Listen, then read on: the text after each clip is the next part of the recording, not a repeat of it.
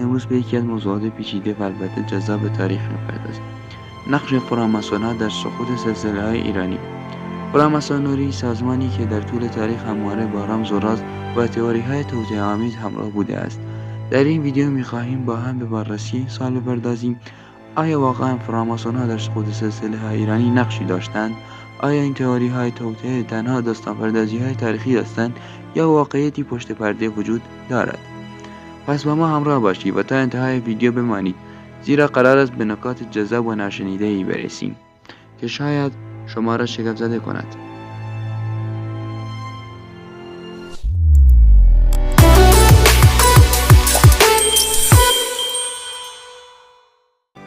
بخش اول: فراماسونری چیست؟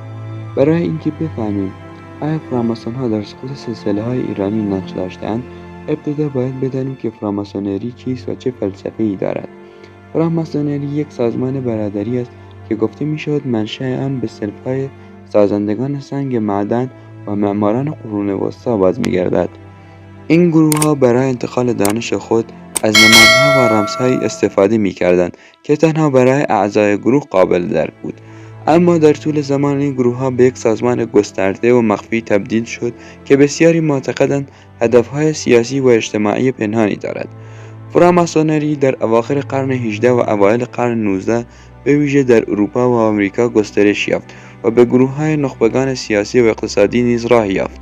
از این رو تئوری‌های متعددی پیرامون نقش این سازمان در تحولات سیاسی جهان از جمله ایران شکل گرفت. بخش دوم: اولین نشانه فراماسونری در ایران. اولین شواهدی که از حضور فراماسون‌ها در ایران داریم به دوره قاجار باز می‌گردد.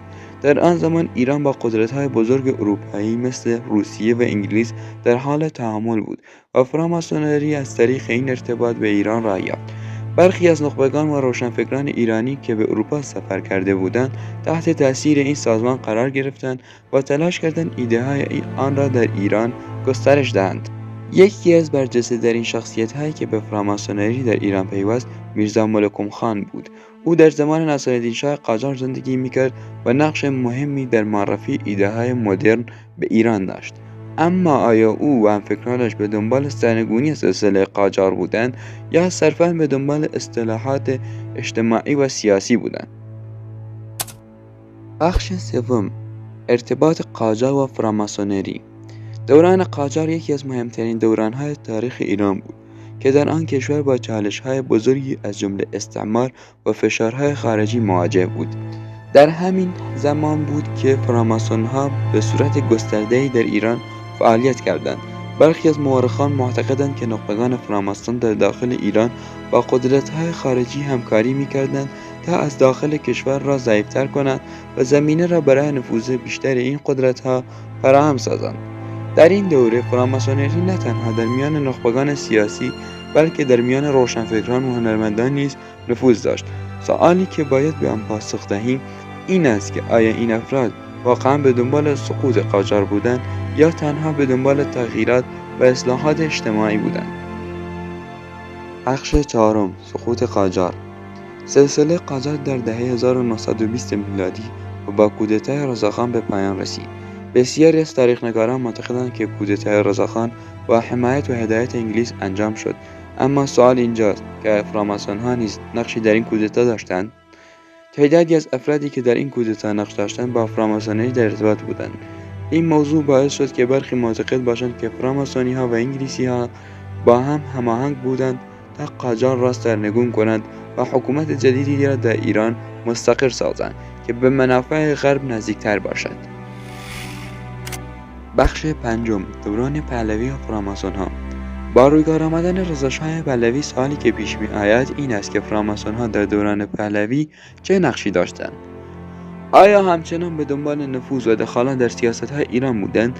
در این دوران رضاشاه تلاش کرد تا استقلال سیاسی و اقتصادی ایران را بازسازی کند، اما همچنان فراماسون‌ها در بین نخبگان سیاسی حضور داشتند و برخی معتقدند که آنها در سیاست‌های کلان کشور نیز تأثیرگذار بودند. برخی از نظریه‌ها ادعا می‌کنند که در دوران محمد رضا شاه پهلوی فراماسون‌ها در بسیاری از تصمیمات بزرگ سیاسی نقش داشتند. از جمله در جریان کودتای 28 مرداد سال 1332 که بازگشت محمد رضا شاه به قدرت انجامید. آیا فراماسون‌ها با آمریکایی‌ها و انگلیسی‌ها در این کودتا همکاری داشتند؟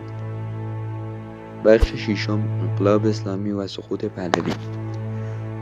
با وقوع انقلاب اسلامی ایران در سال 1979 میلادی حکومت پهلوی سرنگون شد. آیا فراماسون‌ها در این انقلاب نقشی داشتند؟